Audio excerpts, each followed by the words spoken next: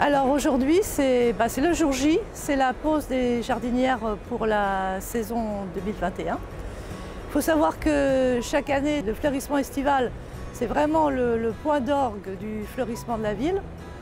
Mais c'est aussi la fin d'une longue période de travail qui a commencé 10 mois avant à peu près pour choisir la thématique, pour choisir les couleurs, pour choisir les végétaux.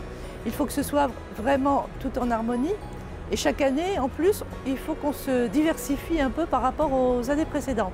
Ce fleurissement a pour objet principal de mettre en valeur et le patrimoine de la ville, des ponts, des églises, des rives, mais aussi de donner une identité, une image à Quimperlé. Et quand on sait le nombre de touristes qui viennent chaque année, qui photographient, qui font diffuser les images sur les réseaux sociaux, on peut dire que ça a aussi une retombée touristique et économique pour la ville.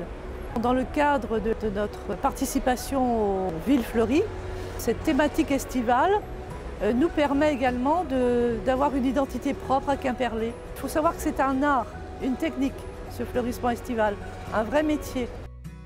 Le fleurissement horticole, il s'intègre dans une gestion différenciée des espaces verts, de l'ensemble de ces espaces verts. C'est une des principales missions et nombreuses missions des agents du service espaces verts de la ville.